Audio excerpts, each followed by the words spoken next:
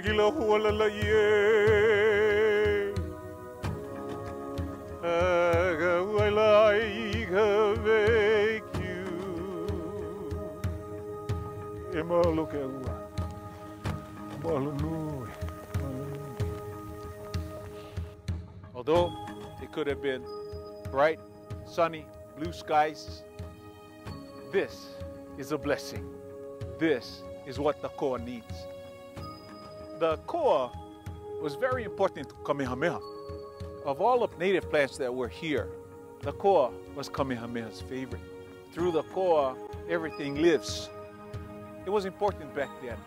It still is important today.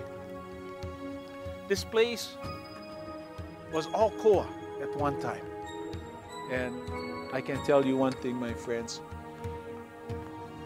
If you can see the work that the people have done here, it's starting to come back.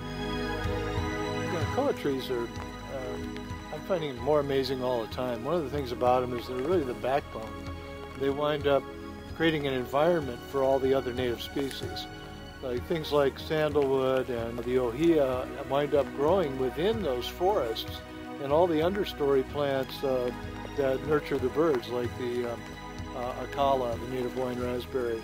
Without the koa, they wouldn't be possible.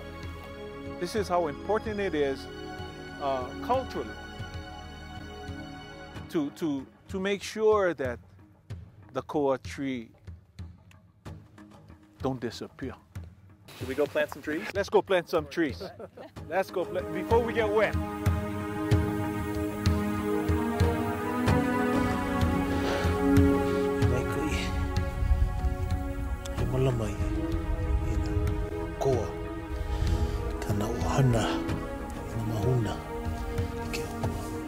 Pretty awesome. This koa tree.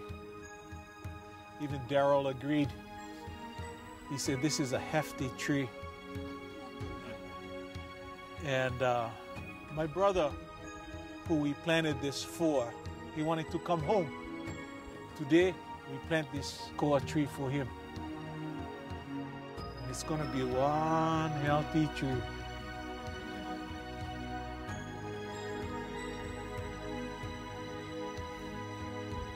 The other tree is for my son.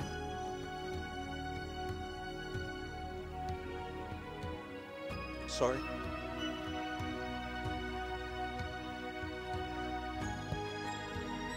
He lived up in the state of Washington for 41 years almost. Now he's home. He'll never leave again. And I'm so happy that my brother and my sister are up here to help me plant that tree. And the aloha that you folks have will make that tree almost as hefty as this. But we'd like to plant that tree now.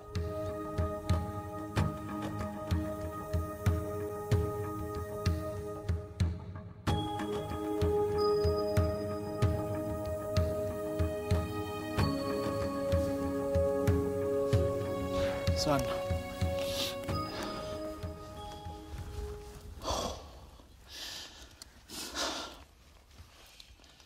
You haven't seen Auntie Liam in Hokumoke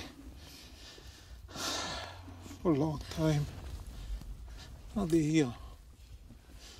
They never stop loving you. And Tori.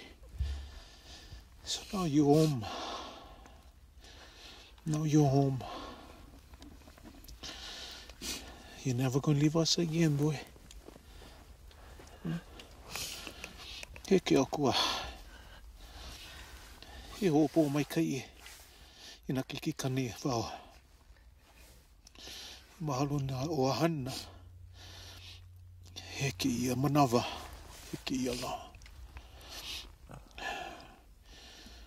Take care of my son. Keep him at your right hand. Son, you help us. You help us. Love you.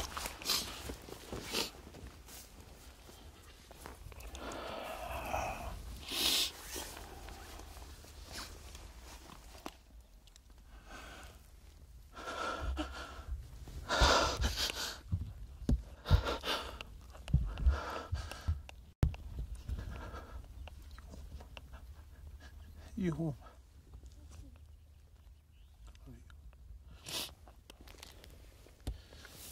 This place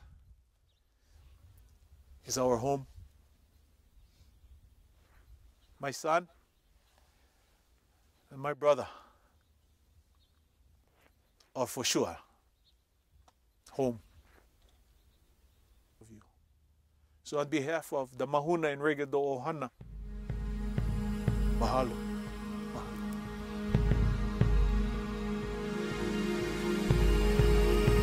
So Jeff and Daryl, we have just spent an incredible day up here on this property, and I can't wait to share with our viewers everything that you've shared with me. This has been amazing for me. For someone who doesn't know anything about HLH, tell us about what it is, what it stands for, and why you're here. The legacy program is really where everything seems to be morphing towards. And in that structure, people will donate $60 to sponsor the planting of a tree. $20 of that can be earmarked for the charity of their choice. And the balance of it is used to get the trees in the ground, maintain them, secure the land, provide for their long-term care and the health of the forest. And in doing that, we discovered there was a whole other part of that process that allowed us to bring back all the other native species along with koa, which created a complete ecosystem as opposed to just a monocrop forest. Ultimately, there's only so much the two of us can do. We think that the potential in this thing lies in our ability to replicate it and to show others how to do it. This model really transcends just koa in Hawaii.